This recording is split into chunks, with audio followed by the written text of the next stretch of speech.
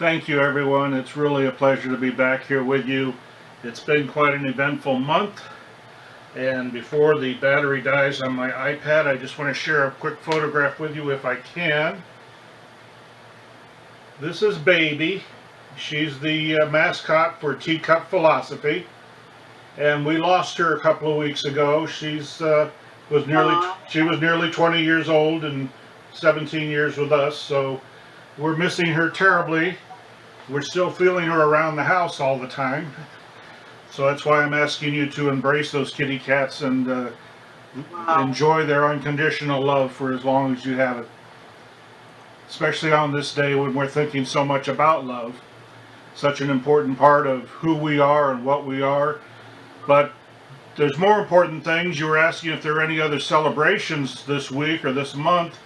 And number one, coming up Friday, is my birthday. I won't tell you which one, just that I've been around for an extremely long time now. Happy birthday, Reverend Glenn. My 16-year-old daughter can ask me almost anything in her history book, and I can tell her I was there when it happened. So that's makes it easy to share. And tonight, season 8 of John Oliver's Last Week Tonight on HBO starts, so yay for that. That's always a fun time.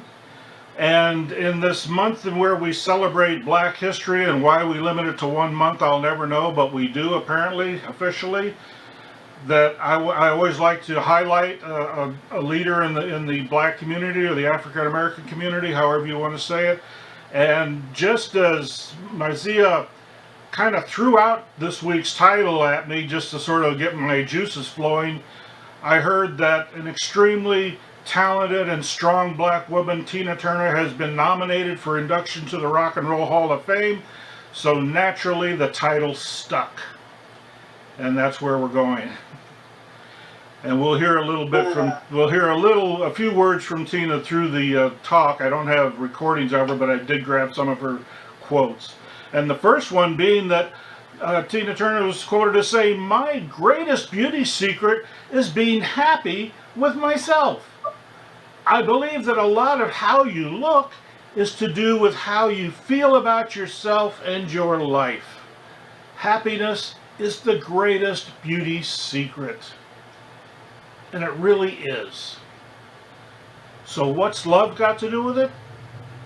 Ernest Holmes writes that this spiritual universe must be one of pure intelligence and perfect life, dominated by love, by reason, and the power to create. This seems an inevitable conclusion. Love is the basis upon which everything else is founded. Spirit creates our reality as an act of love. Parents will do anything for the well-being of their children. Love makes it so. It makes us literally take a bullet for those we love. And in the same way, Spirit does for us. It has no choice in the matter. Sometimes children make a hot mess of their lives, and their parents continue to love and support them. Well, people sometimes believe some of the silliest things, and Spirit supports them unerringly. People believe they are victims of life, so Spirit provides an endless supply of experiences that fulfill that belief. People believe they are not worthy of the good things in life, and Spirit provides a filter that blinds them to the prosperity lying all around them. Love provides to us unconditionally, just like little Baby, always waiting for us to come home, always happy to see us, no matter how long we'd been away. Sometimes we found out that we could literally go away for a 3-day weekend, leave her with enough food and water, and she would be safe and comfortable because she slept about 22 hours a day anyway. And she was so happy to see us when we got home. She was never angry that we had left her alone. Even though we know from the security cameras that she would walk around the house periodically looking for us. And maybe cry a little bit when she couldn't find us. But she was always wiggling and waggling and happy to see us when we came in. And I've had other dogs in my life that were happy to see me when I came home at 3:30 in the morning. Always from midnight work shifts, and I was not out partying that late, I guarantee you. But the dog would always meet me at the door, no matter what condition I was in. Always happy to see me.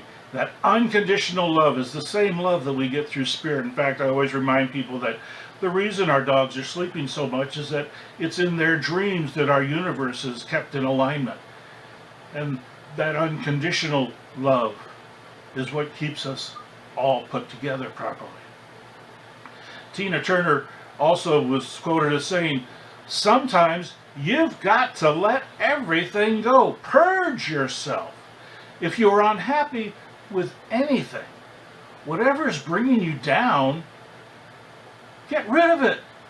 Because you'll find that when you're free, your true creativity, your true self comes out. When we realize we are victims of our own choices, of false beliefs held so dearly, we are at once presented the opportunity to purge ourselves of these falsehoods, opening our minds to new understandings.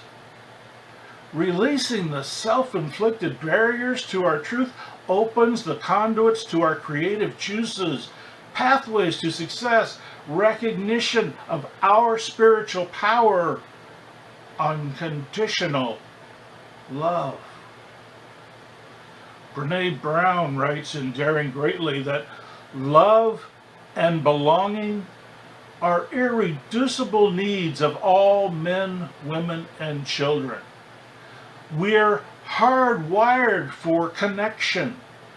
It's what gives purpose and meaning to our lives. The absence of love, belonging, and connection always leads to suffering. Brown is writing in recognition that love is an inherent property of spirit, and that we, as individual expressions of spirit, are explicitly linked through love.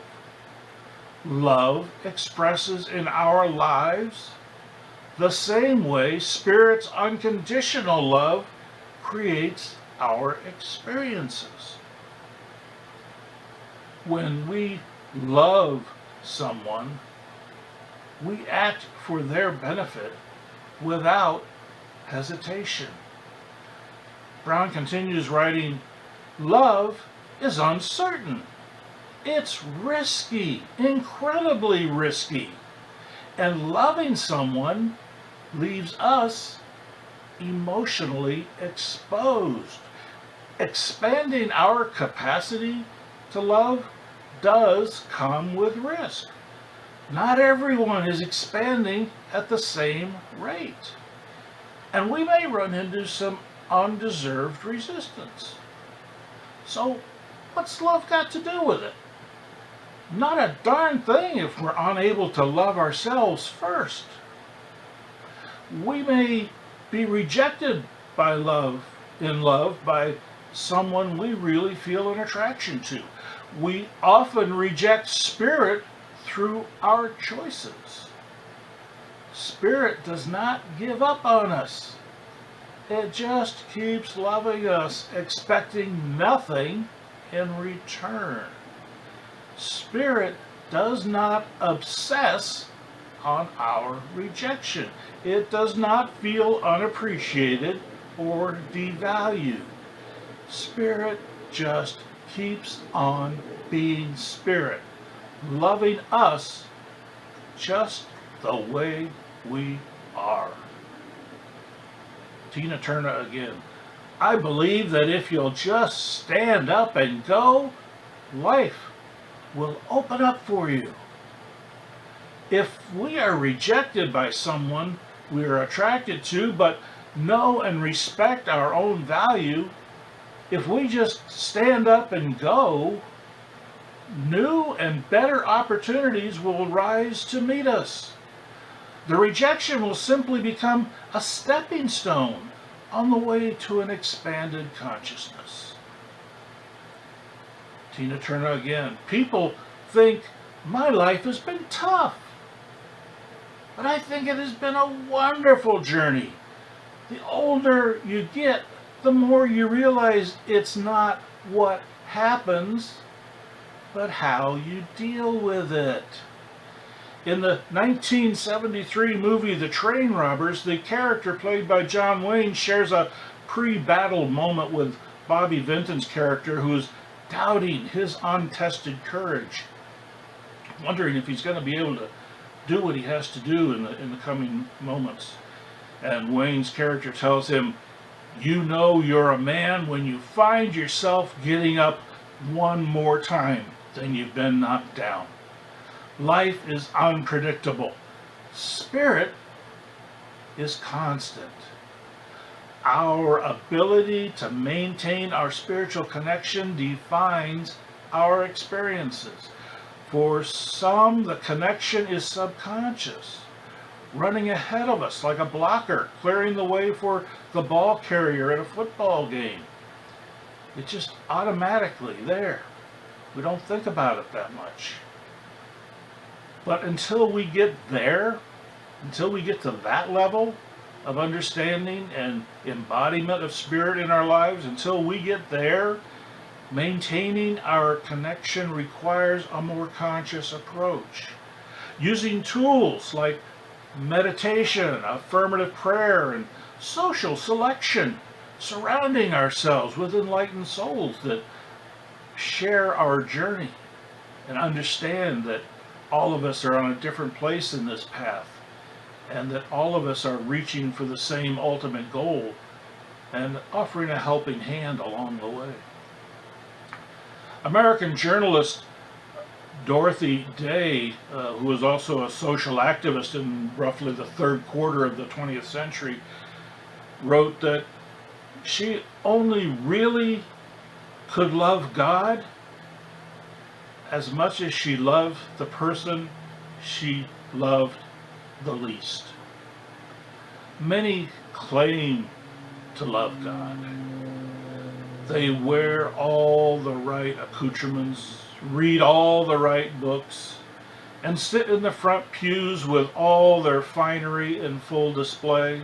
They reveal themselves, however, their true nature, when they pass judgment on everyone who does not measure up to their standard of piety. Loving God or Spirit is honoring it by understanding it and embracing it into our every thought and action. I knew I was home when I learned that Science of Mind ministers could drink wine without crackers, enjoy sex without guilt, and change their lives with a single thought. It's not about putting on a show, but embracing the reality that we are one with the one loving power, the energy that is our universe. We are simply expressions of it. It acts with unconditional love. We are capable of the same exact expressions of love. We are selective with it rather than universal. We can aspire to be universal. It would make the world a much happier place to live. Hopefully we'll see some changes in our lifetime. I know we've seen changes in my lifetime. Things are a lot better now than they were a lot of years ago. And I know they're going to continue to get better, and we're going to continue to have setbacks. It's not surviving the setbacks, it's how we survive the setbacks. It's how we move forward into this next day thinking, do we spend all of our time obsessing on the misery that we've been suffering, or do we pick ourselves up and move forward knowing unconditional love, starting with ourselves? forgiving ourselves for all of those judgments we have passed, forgiving ourselves for believing what other people think about us. Who do they know? Loving ourselves so that we can, by expansion, love everything else around us. Take our example from our kitty cats and our puppy dogs that just are so happy to see us and love us unconditionally. Letting that love just flow right through us. Not something that we hold and hoard and put into storage sheds for later, but something that we just witness flowing through us.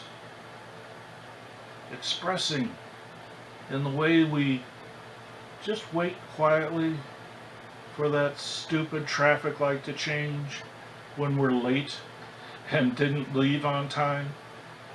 Just acknowledging that the other guy out there might have a whole set of problems we're not in the least bit familiar with. Just deal with our own stuff internally and offer a hand where we can and where we're welcome. And understanding that if we're not welcome, it's not a judgment against us. It speaks to the person rejecting us. Let it go. Let it go and move on. In relationships, it is recognizing our individual values, but setting them aside to unite as something greater than the sum of our parts. I liken it to another Tina Turner movie, Thunderdome. Two go in, but only one comes out. Thank you. And happy Valentine's Day.